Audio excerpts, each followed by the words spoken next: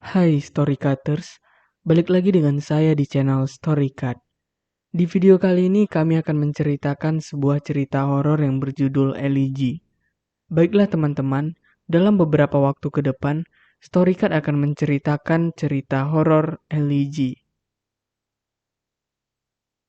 Namaku Danu. Aku tinggal dengan adikku Budi. Kami hidup hanya berdua saja. Kedua orang tua kami meninggal karena kecelakaan dulu. Rumah ini adalah peninggalan mereka. Aku bekerja sebagai buruh pabrik biasa.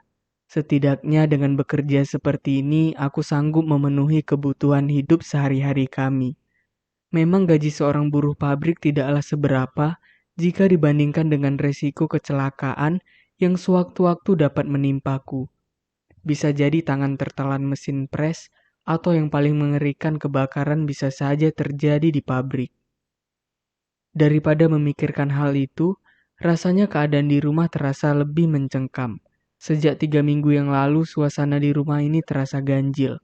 Aku dan adikku sering mengalami hal-hal yang aneh, seperti ada yang sedang memperhatikan kami, atau mungkin malah kami yang memperhatikan mereka.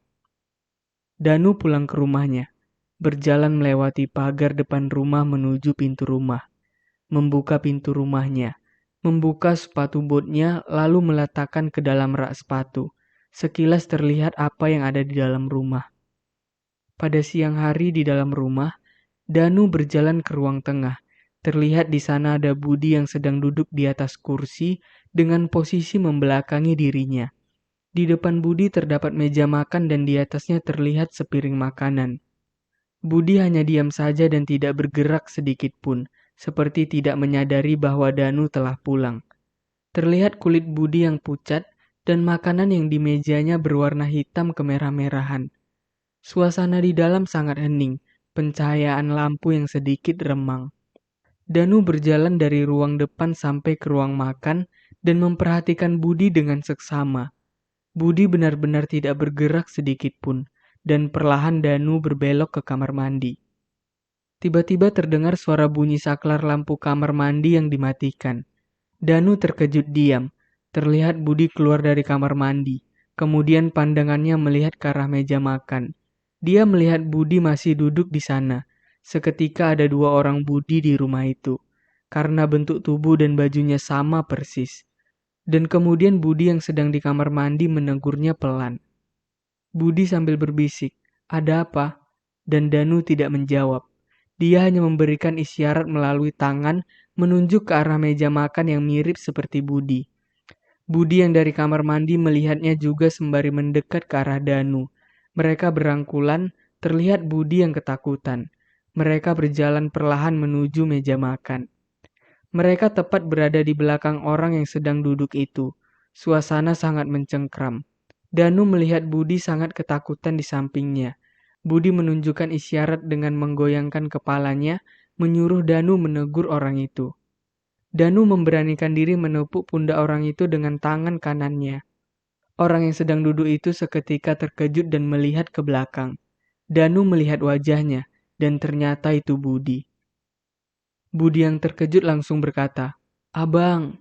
Danu yang kebingungan melihat Budi yang di sampingnya sudah tidak ada. Budi pun bertanya, "Abang kapan masuknya?" Budi tidak dengar abang masuk. Danu bingung dan terbata-bata. Tak, tadi di sini ada." Dan Budi menjawab, "Ada apa bang? Budi nungguin abang pulang nih, biar kita bisa makan sama-sama.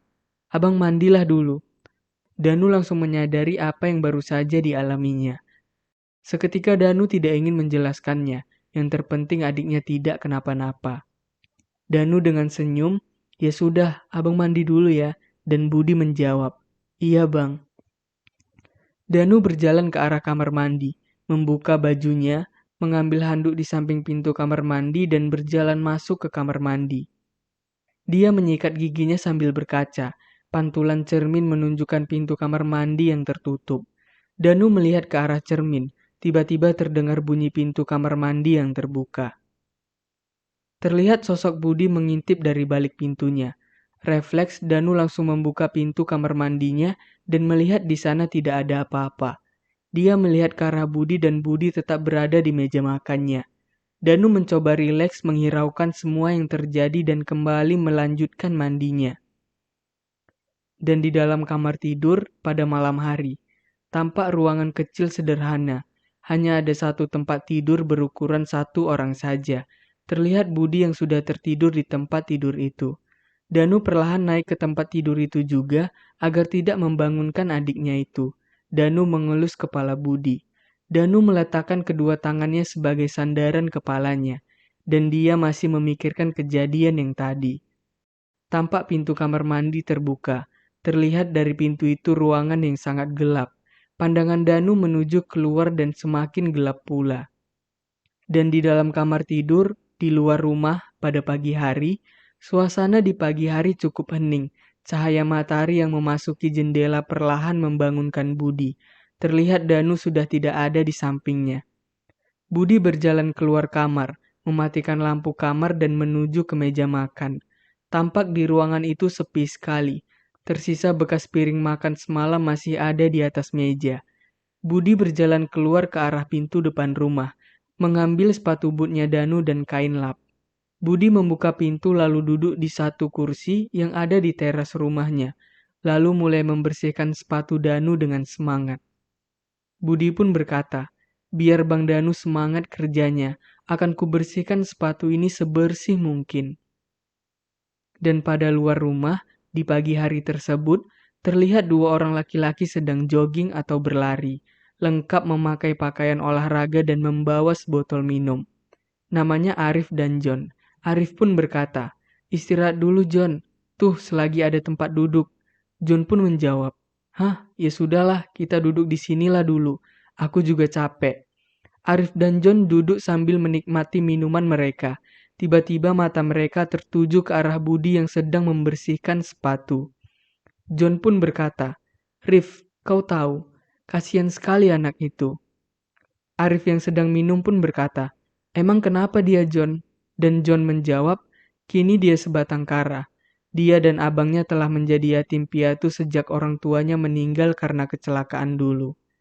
Malang nasibnya, 3 minggu yang lalu, abangnya juga meninggal karena kecelakaan di pabrik tempat dia bekerja. Tangannya masuk ke mesin pres, kemudian mesinnya meledak dan membakarnya. Aku selalu melihatnya setiap pagi jam-jam segini. Dia akan keluar rumah dan membersihkan sepatu bekas abangnya dulu. Arif pun terkaget dan berkata, kasihan sekali dia. Kini dia menanggung beban mental yang cukup berat. Di luar rumah dan beberapa saat kemudian. Benar kata dua orang tadi, tampak sepatu yang dibersihkan Budi ada bekas terbakar di sela-selanya. Danu berkata, aku sayang adikku, apapun akan kulakukan untuknya. Kejadian ini tentu bukan aku yang menginginkannya. Kecelakaan itu juga adalah suatu hal yang tidak kita ketahui. Sekarang percuma saja. Jika ada pilihan, lantas apa yang harus kulakukan? Kini kenanganku telah melekat jauh ke dalam diri adikku. Biar saja aku terus dikenang dalam ingatan di rumah ini. Tapi jika aku boleh meminta, aku ingin adikku tidak terpuruk dalam semua eligi ini. Tamat. Baiklah teman-teman, kalau kalian suka dengan cerita ini, jangan lupa like, komen, dan subscribe channelnya Storycat.